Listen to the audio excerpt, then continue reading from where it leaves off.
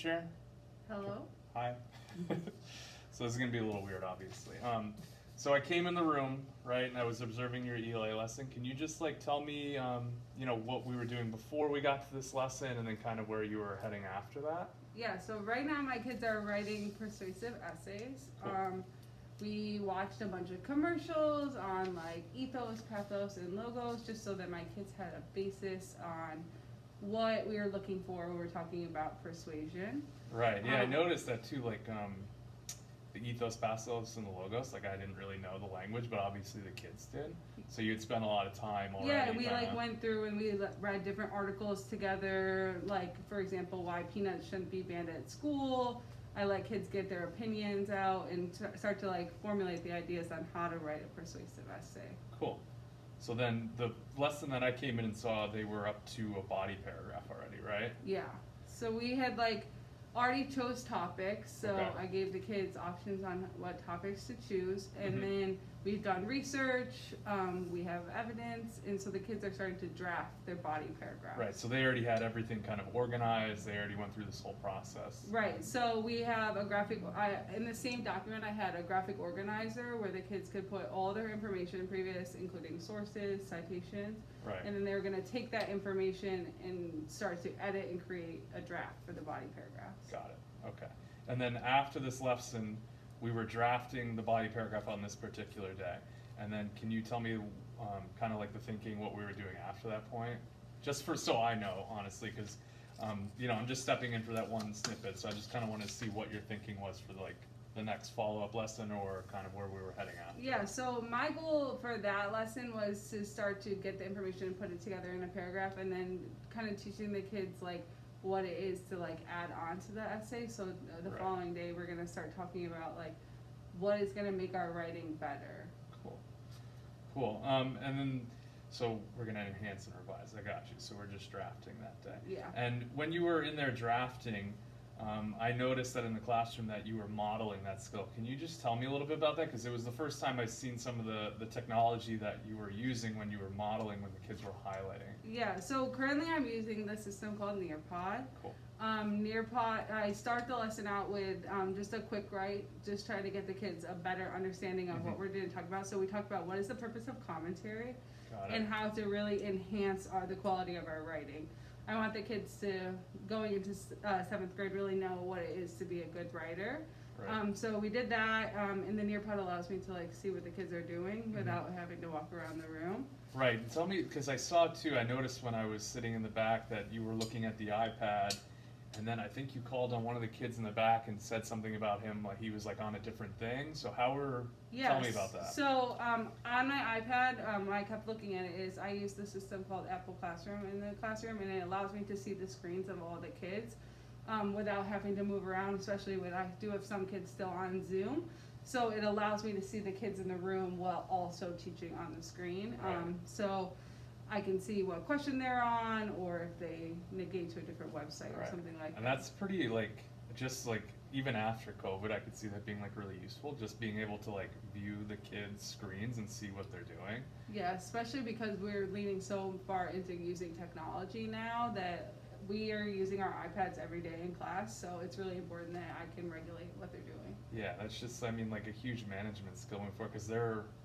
obviously in 6th grade, so like they have iPads in their hands. Like the fact that they have to control themselves and not be messing around is intense. So the fact that you can see that is really cool. And I noticed too that you were like giving out points for the Yes. kids that were doing their work or engaging or whatever it was. Yeah, so I try to use motivation in the classroom, so I'm using an app called Class Dojo. Mhm. It actually allows the parents to also access their points, so they get points for doing, I can see on the iPad using the Apple Classroom if they're doing the right thing. I can take points away if I catch you on the wrong app, or if you're not participating correctly. It's a great way to get participation points and stuff Cool. like that. So their parents have access to that dojo as well, where they can kind of see the points that they're Yep, getting. so the parents can log in and see their kids' accounts as well, yeah. Cool. So just coming back to the modeling piece too, because I just want to talk a little bit about that, because you were providing, it seemed like some type of structure that the kids were supposed to stick to when they were drafting, right? Yep, so I took one of my kids from last year's body paragraphs and I put it into the Nearpod, And I went through and I kind of did the I do, we do, you do model. I see. And Okay. I put an example from a kid from last year. I went through and highlighted what is the topic sentence, where is the evidence, where is your commentary, and I had it up on the screen, and each kid had it on their Nearpod, and it allowed them to see an example of what I'm looking for when drafting the body paragraph. Cool. And the success criteria, I noticed that you spent like some time going over it. Is that something that the kids were familiar with in the past, or was it something that you were kind of introducing on that day? Yeah, so this is the third essay that we've had the kids write this year. And so I find it important that every day that we're drafting, whether it's the graphic organizer, whether it's the drafting the introduction, the body paragraphs, or even the conclusion, I go over the success criteria every day, and it's part of the Nearpod slides, and my kids actually screenshot it, and so they can reference it. I see, yeah, because I when I was sitting in the lesson, I was like, wow, they're picking this up so quick, like this success criteria thing, and there's 4 different pieces to it, and I didn't really, I was like, how do they know that? Like, obviously, so you'd spend time on this. Yeah, and it's kind of easier than saying, like, this is what I want. When they hear the word success, they think better about their writing. That makes sense. So then you spend time highlighting and modeling, like, this is this feature of the success criteria, this is this feature, I noticed that. And then there was the we do part of the lesson where then you guys looked at a separate example and the kids got a chance through the Nearpod to highlight. Can you just tell me like your thinking on that and what you did with that information? Yeah, so I was kind of trying to gauge through that, like almost like a data point of, do the kids understand what the topic sentence should look like? Do they understand that where the evidence should be and the commentary? And then again, going back to that ethos, pathos, and logos, I was trying to see if the kids could identify as well where that should go in this persuasive body paragraph. Right. And what did you notice? I mean, I know that the lesson was a week ago, but did you notice anything when you were viewing that on your end? Because obviously you're sitting at the desk, you're watching in real time them highlighting the different features of the body paragraph, and what were some of the things that you saw? Yeah, I mean, I do like to think that a lot of them got it. I did notice that there were some kids struggling still to be able to identify what is the evidence versus what is the commentary, and that did make me a little bit worried about them drafting on their own. I did spend time though going over. I shared one of the kids in the class that was did it very well, and we kind of talked about it and what it should look like. And some of the kids I noticed did take a screenshot so they could look back at the other kids' examples. Right.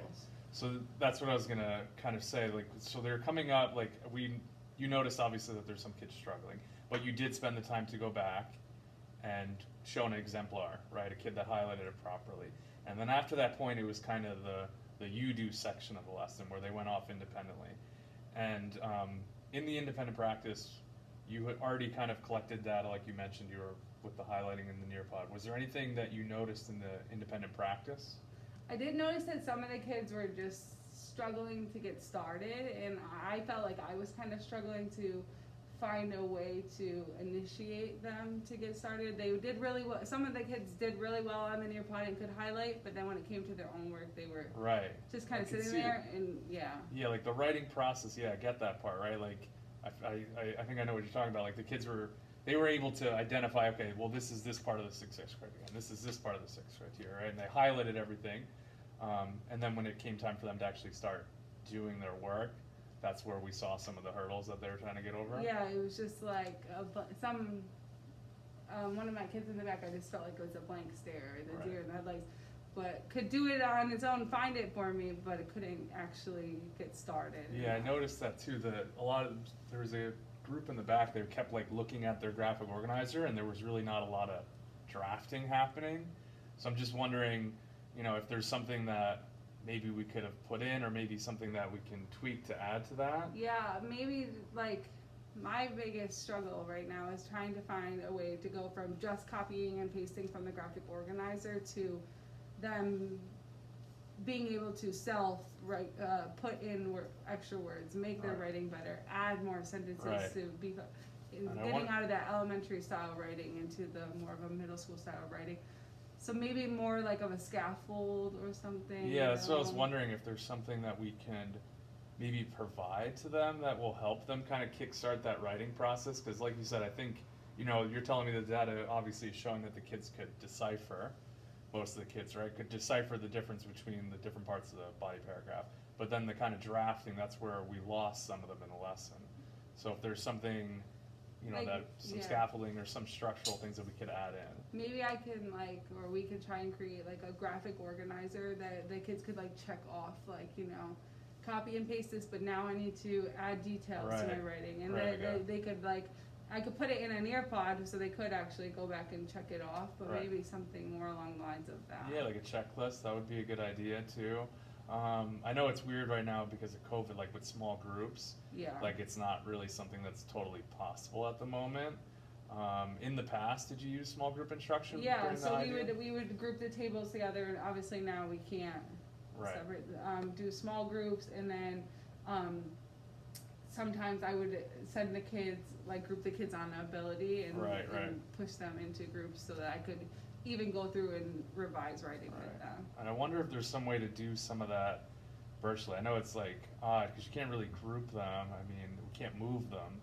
Maybe if there was some type of like supplement material that we put somewhere, like I just don't know. That's something that I think we can kind of look at to see if there's some type of extra material we can give them, or I don't know. Maybe like anonymous partnerships or something, and I could have them exchange papers anonymously, That's and a then good idea too. they could go through and maybe like make suggestions on there on the Word document, but take the kids' names off so that they didn't know whose paper it was. Right. So the kids could feel comfortable though. And I've seen too sometimes, like the kids, honestly, when I was looking, some of them were doing it on their own. They were going to resources like online. So if there's some way we can like maybe have some resources set up in the room or something, like a Oh type yeah, of like maybe I could on my Schoology page, maybe I could have like a folder of like example writing and that the kids can go back to, and like the checklist could be in there and stuff like that. Yeah, I think that'd be smart too, because honestly, like Schoology, like using the technology in this time is going to be important, right? Because we can't do the things that we normally did with groupings and, you know, small group instruction, and you like actually physically being able to go sit next to them and do that work. So we'll have to think of something, but I think that's a good start, right? Like using Schoology, creating these little areas that they can kind of go and retrieve material that's going to help them. Like sentence starters, things like that will really help as well, because that seemed to be, for some of the kids in the lesson, what I noticed was just that part of transferring, okay, now I need to actually start writing this paragraph, which was the cause of the issue. So yeah, and then the closing too, I just wanted to get your thinking. At the end of the lesson, I noticed that you had it was like some type of game that the kids were playing, but it was like questions. Can you just tell me about that a little? Yeah, so Nearpod actually is something that I personally enjoy and the kids also enjoy. It's called Time to Climb, and it's a way for me to just quickly grab data on where the kids are at. So I put in the questions, the kids pick a character, and it's timed, and the kids can see who's competing with each other. And it was a way for me to say, do you know what evidence is? Do you know what commentary is? Do you know what is part of the success criteria for this?